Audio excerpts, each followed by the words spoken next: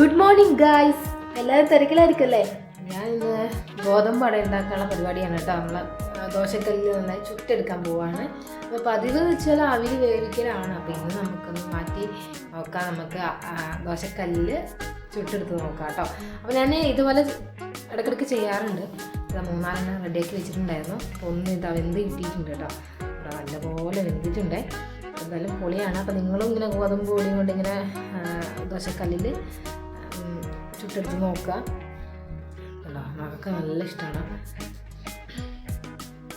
എന്തായാലും നമ്മുടെ അട റെഡി ആയിട്ടുണ്ട്. അപ്പോൾ ഇതൊക്കെ കഴിഞ്ഞിട്ട് വേണം നമ്മൾ ഇന്ന് ഇടിച്ചക്ക കറിയാക്കാമെന്ന് വിചാരിക്കുന്നുണ്ട്. അപ്പോൾ ഇത് ഇടിച്ചക്ക പറിക്കാൻ വേണ്ടി ഞാൻ വന്നു കേട്ടോ. അപ്പോഴാണ് കണ്ടത് നമ്മുടെ കുഞ്ഞി ചക്കയിൽ കേടുണ്ട്.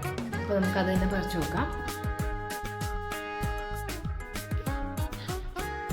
എന്തായാലും ചക്ക റെഡി ആയിട്ടുണ്ട്. അപ്പോൾ പുറത്തുനിന്ന് തന്നെ അത് അതിൻ്റെ തൊലിയൊക്കെ വെട്ടിയെടുത്ത് അകത്തേക്ക് കൊണ്ടുവച്ചു കേട്ടോ. അപ്പോൾ കറി അടുപ്പിലാക്കിയിട്ടുണ്ട്. അത് കഴിഞ്ഞ് ഞാൻ നമ്മളെ പതിവ് നമ്മളെ പച്ചക്കറി തോട്ടത്തിലേക്ക്. അപ്പോൾ നിങ്ങൾ എൻ്റെ വീഡിയോ കാണുന്നവരാണെങ്കിൽ ഇതൊക്കെ നിങ്ങൾ കണ്ടിട്ടുണ്ടാവും. പിന്നെ ഏകദേശം വളർന്നു കേട്ടോ. അത് പിന്നെയും പറിക്കുക പിന്നെയും വളരെ അങ്ങനെ വളർന്നുകൊണ്ടിരിക്കുന്നു. അപ്പോൾ ഇതാണ് ഈ ചീര എന്ന് വെച്ചാൽ ഇതിൽ വെറൈറ്റി വന്നതാണ്. അപ്പോൾ ഞാൻ ഈ യൂട്യൂബിൽ നോക്കിയപ്പോൾ മൽപ്പിലി ചീര എന്നൊക്കെയാണ് കേട്ടോ പറയുന്നത്. അപ്പോൾ ഇത് തന്നെയാണെന്ന് അറിയില്ല. ആണെങ്കിൽ സന്തോഷം. അങ്ങനെ ഇതാ പച്ചക്കറിയൊക്കെ റെഡിയായി വരുന്നുണ്ട്. നല്ല ഉഷാറായിട്ട് തന്നെ പോകുന്നുണ്ട് കേട്ടോ.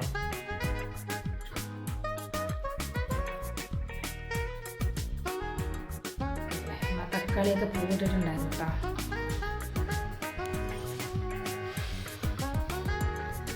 വെളിച്ചിരിയൊക്കെ സെറ്റായിട്ട് തന്നെ വരുന്നുണ്ട്. ഏകദേശം സമയം ഉച്ചയാവാറായി. എന്തായാലും ഇനി ചോറിൻ്റെ പണിയൊക്കെ നോക്കണം.